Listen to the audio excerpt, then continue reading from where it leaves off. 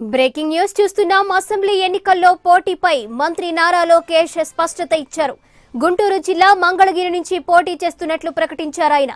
తొలుత విశాఖ జిల్లా భీమిలి, విశాఖ నార్త్ నుంచి పోటీ చేయాలని భావించిన సుదీర్ఘ కసరత్తు అనంతరం మంగళగిరిని ఎంచుకున్నారు.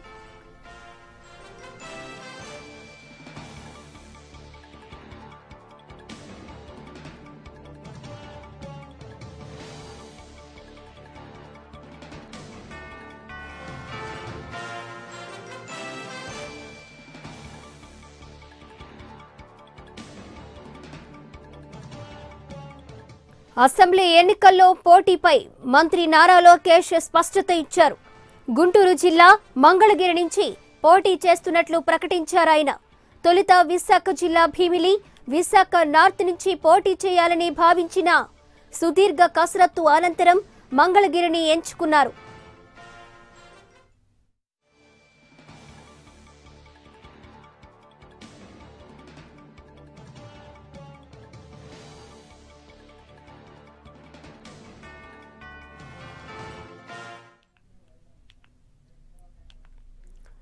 ఇదే అంశానికి సంబంధించి మరింత సమాచారం మా సెక్రటేరియట్ ప్రతినిధి ఎంపీ రావు అందిస్తారు లైవ్ లో. ఎంపీ రావు, చెప్పండి, ఎన్నికల్లో పోటీకి సంబంధించిన సీటుపై లోకేష్ స్పష్టత ఇచ్చినట్లు తెలుస్తోంది. దీనికి సంబంధించి మీ దగ్గర ఉన్న పూర్తి సమాచారం ఏంటి?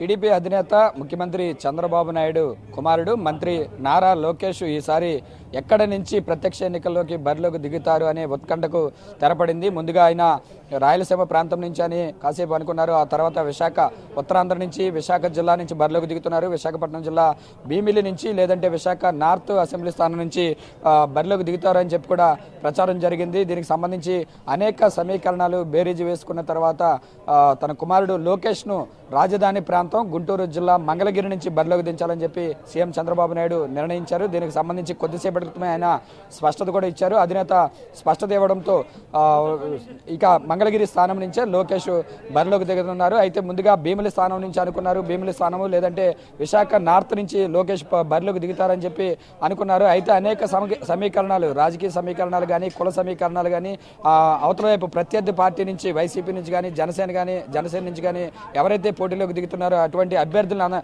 సమీకరణాలన్నీ కూడా, అభ్యర్థుల బలాబలాలన్నీ కూడా బేరీజు వేసుకున్న తర్వాత లోకేష్ను మంగళగిరి నుంచి అసెంబ్లీ బరిలోకి రంగంలోకి దించాలని చెప్పి కూడా అధినేత నిర్ణయించినట్లుగా కూడా తెలుస్తుంది. మంగళగిరి బరిలో ముందుగా కొంతమంది పేర్లు మాజీ మంత్రి, ఇటీవల కాంగ్రెస్లో చేరినటువంటి కాండ్రు కమల లేదా తిరువీధుల శ్రీనివాసరావు పేర్లు వినపడినప్పటికీ కూడా వారందరినీ కూడా పక్కన పెట్టేసి సడన్గా మంగళగిరి నుంచి లోకేష్ను బరిలోకి దించడానికి కూడా సీఎం చంద్రబాబు నాయుడు నిర్ణయం తీసుకున్నారు. ఇక రాజధాని ప్రాంతంలో మంగళగిరి అసెంబ్లీ స్థానం నుంచి మంత్రి లోకేష్, తెలుగుదేశం పార్టీ జాతీయ ప్రధాన కార్యదర్శి లోకేష్ బరిలోకి దిగుతున్నారు. ఇది కూడా రాజధాని ప్రాంతంలో ఉండడము, పైగా ప్రస్తుతం మంగళగిరిలో సిట్టింగ్ ఎమ్మెల్యేగా వైసీపీ ఎమ్మెల్యే ఆల రామకృష్ణారెడ్డి ఉన్నారు, ఆర్కే ఉన్నారు. అయితే ఆయన కూడా గతంలో టీడీపీ మీద కేవలం బొటాబొట్టి మెజార్టీతోనే ఆల రామకృష్ణారెడ్డి గెలుపొందారు. కాబట్టి ఖచ్చితంగా మంగళగిరిలో ఈసారి తెలుగుదేశం పార్టీ భారీ విజయడంకా మోగిస్తుంది, భారీ మెజార్టీతో తెలుగుదేశం పార్టీ విజయడంకా మోగిస్తుంది అని చెప్పి ఇప్పటికే తెలుగుదేశం పార్టీకి అనేక నివేదికలు, సర్వేలు కూడా తెప్పించుకున్నారు. దీంట్లో భాగంగానే లోకేష్ అయితే మంగళగిరి స్థానం నుంచి పోటీ చేస్తే మరింత మెజార్టీతోటి, భారీ మెజార్టీతోటి, రికార్డు మెజార్టీతోటి లోకేష్ ఖచ్చితంగా గెలుపొందుతారని చెప్పి అధినేత చంద్రబాబు నాయుడు తీసుకున్నటువంటి సర్వేలు కానీ, పార్టీ ద్వారా చేసినటువంటి ఐవీఆర్ సర్వేలు కానీ, నివేదికలు కానీ అన్నీ కూడా బలంగా ఉండడము, లోకేష్ భారీ మెజార్టీతో గెలుపొందుతారని బలంగా నివేదికలు రావడంతో లోకేష్ను మంగళగిరి నుంచే బరిలోకి దించాలని చెప్పి కూడా అధినేత చంద్రబాబు నాయుడు నిర్ణయం తీసుకున్నట్లుగా తెలుస్తుంది. మరోవైపు లోకేష్ సీటు విషయంలో క్లారిటీ రావడంతో మంత్రి గంటా విషయంలో కూడా క్లారిటీ వచ్చేటటువంటి అవకాశం ఉంది. మంత్రి గంటా శ్రీనివాసరావు భీమిలి లేదా విశాఖ నార్త్ సీట్లు అడుగుతున్నారు.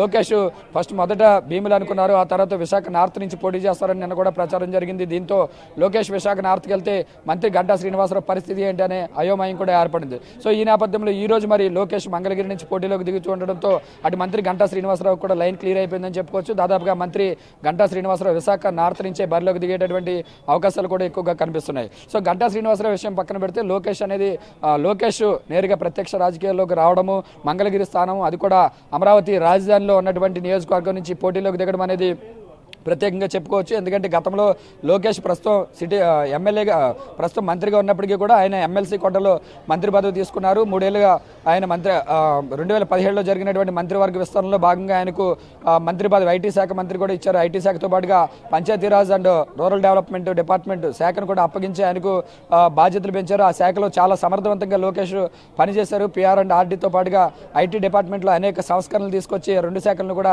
ప్రగతి పదంలో నడిపించేందుకు లోకేష్ చాలా కృషి చేశారు.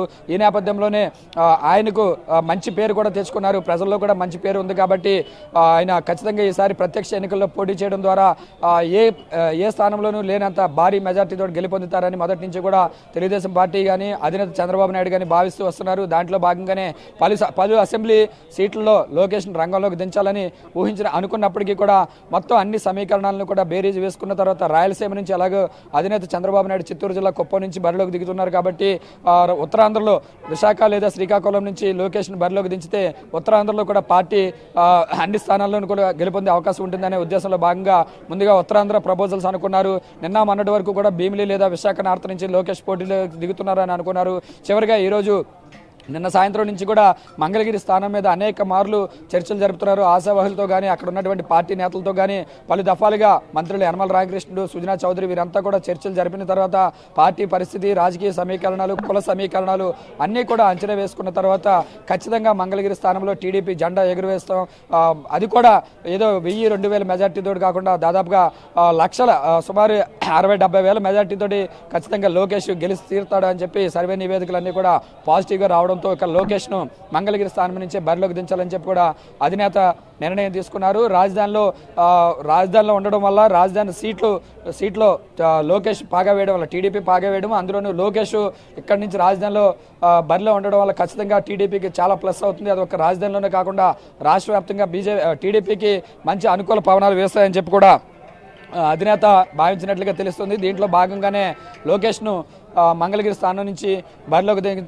దించాలని చెప్పి కూడా నిర్ణయం తీసుకున్నారు. ఇక రేపటి నుంచే లోకేష్ రేపు లేదా ఎల్లుండి నుంచి నేరుగా మంగళగిరిలో ప్రచారం కూడా ప్రారంభించడానికి ఇప్పటికే ఏర్పాట్లు చేసుకున్నట్లుగా తెలుస్తుంది. అయితే మొదట్లో లోకేష్ ఎక్కడి నుంచైనా కూడా ఏ స్థానం ఇచ్చినా కూడా పోటీ చేస్తానికి తాను సిద్ధంగా ఉన్నానని చెప్పి ప్రకటించారు. తనకు మొదట్లో భీముల మీద ఆసక్తి కనిపించారు. భీములు అయితే నాకు బాగానే ఉంటుంది, నేను ఖచ్చితంగా భారీ మెజార్టీతో గెలుపొందుతాను కాబట్టి భీముల స్థానం నుంచి పోటీ చేస్తానని చెప్పి లోకేష్ ఆసక్తి చూపినప్పటికీ కూడా అధినేత అన్ని రకాల సమీకరణాలు బేరేజ్ వేసిన తర్వాత భీముల కంటే కూడా ఎక్కువ మెజార్టీ రావాలి, ఖచ్చితంగా రాజధానిలో బలంగా ఉండాలి అనే ఉద్దేశంతో మంగళగిరి స్థానం నుంచి ఆయన బరిలోకి దించుతున్నట్లుగా కూడా తెలుస్తుంది. ఎందుకంటే మంగళగిరి ఎమ్మెల్యేగా ప్రస్తుతం వైసీపీ చేతిలో మంగళగిరి సిట్టింగ్ ఎమ్మెల్యే ఉన్నారు కాబట్టి మంగళగిరి ఎమ్మెల్యేగా ఉన్నటువంటి వైసీపీ నుంచి రాజధాని నిర్మాణానికి సంబంధించి, అమరావతి నిర్మాణానికి సంబంధించి కానీ అనేక ఆటంకాలు, అవాంతరాలు ఎదురవుతున్నాయి. ఉద్దేశపూర్వకంగానే రాజధాని నిర్మాణాన్ని అడ్డుకునేటటువంటి ప్రయత్నాలు చేస్తున్నారు. కాబట్టి ఖచ్చితంగా మంగళగిరి సీటును ఈసారి టీడీపీ ఏ విధంగానైనా సరే చేజిక్కించుకోవాలనే ఆలోచనలోనే మొదటి నుంచి కూడా తెలుగుదేశం పార్టీ అనేక ప్రయత్నాలు కూడా చేస్తుంది. దీంట్లో భాగంగా అనేక ఈక్వేషన్స్ గతంలో 4-5 పేర్లు తిరువేదుల శ్రీనివాసరావు, మురుగుడు హనుమంతరావు, మాజీ ఎమ్మెల్యే మురుగుడు హనుమంతరావు, అలాగే ఇటీవల కాంగ్రెస్ నుంచి తెలుగుదేశం పార్టీలోకి చేరినటువంటి కాండ్రు కమలా పేర్లు కూడా పరిశీలించినప్పటికీ కూడా వీళ్ళ ముగ్గురులో కంటే కూడా వీరి ముగ్గురిని పక్కన పెట్టేసి సడన్ గా లోకేష్ పేరును తెర మీదకి తీసుకొచ్చారు. లోకేష్నే మంగళగిరి నుంచి బరిలోకి దించడానికి కూడా అధినేత నిర్ణయం తీసుకున్నారు. కాబట్టి ఇక లోకేష్ ఎక్కడి నుంచి పోటీ చేస్తారు, ప్రత్యక్ష రాజకీయాల్లోకి వస్తున్నారా లేదా అనేటటువంటి ఉత్కంఠకు ఇక తెరపడిందని చెప్పి కూడా మనం భావించవచ్చు. రేపు టీడీపీ మేనిఫెస్టో విడుదల చేసిన తర్వాత రేపు లేదా ఎల్లుండి మంచి రోజు చూసుకుని లోకేష్ ఎన్నికల ప్రచారాన్ని ప్రారంభిస్తారని చెప్పి కూడా మనకు సమాచారం అందుతుంది.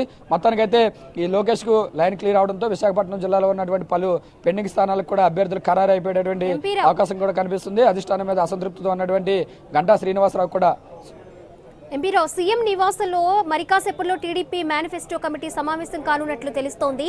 ముఖ్యంగా ఏ అంశాలు ఈ మేనిఫెస్టోలో పొందుపరిచి ప్రధాన అంశాలు ఏమేమి ఉండొచ్చు అంటారు ఈ మేనిఫెస్టోలో? అంటే ఉదయమే భేటీ ప్రారంభమైంది. 10:30కు మంత్రి యనమల రామకృష్ణుడు అధ్యక్షతన మేనిఫెస్టో కమిటీ భేటీ అయింది. ఈ భేటీ సందర్భంగా మేనిఫెస్టోకు తుది మెరుగులు దిద్దారు. రేపు అధినేత చంద్రబాబు నాయుడు చేతుల మీదుగా వచ్చే 5 ఏళ్లకు తెలుగుదేశం పార్టీ అధికారంలోకి వస్తే ఎలాంటి హామీలు నెరవేరుస్తాము, ప్రజలకు ఎలాంటి సంక్షేమ పథకాలు తీసుకొస్తున్నాము అనేది ఖచ్చితంగా మేనిఫెస్టోలో రూపొందించాలి. కాబట్టి ఈ రోజు సాయంత్రం కల్లా మేనిఫెస్టోకు తుది మెరుగులు దిద్దే ఆలోచనలో కూడా మేనిఫెస్టో కమిటీ ఉంది. దీంట్లో భాగంగానే ఈ రోజు ఉదయం 11 గంటలకే మేనిఫెస్టో కమిటీ భేటీ అయింది. ఒకసారి మేనిఫెస్టో మీద ఇప్పటి వరకు పరిగణలోకి తీసుకున్నటువంటి అంశాల మీద ఒకసారి చర్చించింది. మరొకసారి మధ్యాహ్నం తర్వాత మరొకసారి మేనిఫెస్టో కమిటీ భేటీ అయిన తర్వాత పూర్తి స్థాయిలో మేనిఫెస్టోకు ఒక రూపు ఇవ్వనున్నారు. ఒక షేప్ ఇచ్చిన తర్వాత ఆ మేనిఫెస్టోను రేపు టీడీపీ అధినేత చంద్రబాబు నాయుడు విడుదల చేయనున్నారు. ప్రధానంగా రైతులు, మహిళలు, యువతను దృష్టిలో పెట్టుకుని ఈసారి మేనిఫెస్టో రూపకల్పన ఉంటుంది. ఇప్పటికే అన్ని వర్గాల వారికి కూడా సంక్షేమ పథకాలు అమల్లోకి తీసుకొచ్చాము. అయితే అటువంటి సంక్షేమ పథకాలను మరింత పకడ్బందీగా అమల్లోకి తీసుకెళ్లే విధంగా కూడా ఇంకా మరింత అవసరమైనటువంటి సూచనలు పరిగణలోకి తీసుకుని మరిన్ని కొత్త పథకాలు ప్రవేశపెట్టే విధంగా కూడా మేనిఫెస్టోలో రూపకల్పన చేస్తాము. అన్ని వర్గాల ప్రజలను ఆకట్టుకునే విధంగా ప్రజారంజిగా మేనిఫెస్టోను రూపొందిస్తామని చెప్పి కూడా ఇప్పటికే మేనిఫెస్టో కమిటీ అధ్యక్షుడు యనమల రామకృష్ణుడు కూడా స్పష్టం చేసినటువంటి నేపథ్యంలో మేనిఫెస్టోలో ఏ అంశాలను పరిగణలోకి తీసుకున్నారు, ఈసారి తెలుగుదేశం పార్టీ ఎలాంటి హామీలను ఇస్తూ ఎన్నికల ప్రచారానికి వెళ్ళబోతుంది అనేది కూడా కొంచెం సస్పెన్స్ గానే మారింది. దీంట్లో ఒక విషయం అయితే ఇప్పటివరకు కూడా కొంచెం బయటకు వచ్చింది. ప్రస్తుతం పెన్షన్ల వయసును 60 ఏళ్ళు దాటినటువంటి వృద్ధాప్య పెన్షన్, 60 ఏళ్ళు పైబడినటువంటి వారికి ఇచ్చేటటువంటి వృద్ధాప్య పెన్షన్ వయసును తగ్గించి 55 సంవత్సరాలకి వృద్ధాప్య పెన్షన్ అమలు చేయాలనే ఆలోచనలో కూడా తెలుగుదేశం పార్టీ ఉన్నట్లుగా తెలుస్తుంది. ఇదే అంశాన్ని మేనిఫెస్టోలో పెట్టి కూడా ముందుకు వెళ్తున్నట్లుగా కూడా తెలుస్తుంది. అలాగే నిరుద్యోగులకు సంబంధించి కూడా ఉద్యోగాల కల్పన, నిరుద్యోగ వృద్ధికి సంబంధించి కూడా పలు కీలక నిర్ణయాలను మేనిఫెస్టోలో పెట్టే ఆలోచనలో కూడా ఉన్నట్లుగా తెలుస్తుంది. మొత్తానికైతే ప్రజారంజిక మేనిఫెస్టో రూపకల్పన చేసినట్లుగా కూడా యనమల ఆధ్వర్యంలో ఉన్నటువంటి మేనిఫెస్టో కమిటీ సభ్యులు చెప్తున్నారు. మరోసారి మధ్యాహ్నం భేటీ అయిన తర్వాత ఈ సాయంత్రానికి టీడీపీ మేనిఫెస్టో మీద స్పష్టత వచ్చే అవకాశం ఉంది. రేపు Telugu Desam party polit bureau meeting అధినేత చంద్రబాబు నాయుడు నివాసంలో జరుగుతుంది. పోలిట్ బ్యూరో సమావేశంలోనే అటు మేనిఫెస్టోకి మొదటి విడత అభ్యర్థుల జాబితాకు కూడా పోలిట్ బ్యూరో ఆమోద ముద్ర వేయనుంది. ఆమోద ముద్ర వేసిన తర్వాత పోలిట్ బ్యూరో మీటింగ్ ముగిసిన తర్వాత మేనిఫెస్టోను అధినేత రిలీజ్ చేయనున్నారు. మేనిఫెస్టోతో పాటుగా మొదటి విడత అభ్యర్థుల జాబితాను కూడా రేపు ప్రకటించేందుకు తెలుగుదేశం పార్టీ అధినేత సన్నద్ధమవుతున్నారు. ఓవైపు సీట్ల ఎంపికకు సంబంధించి కసరత్తు, అభ్యర్థుల ఎంపికకు సంబంధించి కసరత్తు, మరోవైపు మేనిఫెస్టో రూపకల్పన మీద కూడా తెలుగుదేశం పార్టీ అధినేత పూర్తి స్థాయిలో దృష్టి పెట్టారు. రేపు మేనిఫెస్టోను ప్రకటించనున్నారు. అలాగే అభ్యర్థుల మొదటి జాబితాను కూడా ప్రకటన చేయనున్నారు. ఇంకోటి ఈ లోకేష్ కూడా సీటు విషయంలో క్లారిటీ రావడంతో పెండింగ్లో ఉన్నటువంటి స్థానాల ప్రక్రియను కూడా వేగవంతం చేసే విధంగా కూడా తెలుగుదేశం పార్టీ ముందుకెళ్తుందని చెప్పుకోవచ్చు. Swathi. Right thank you MP Rao.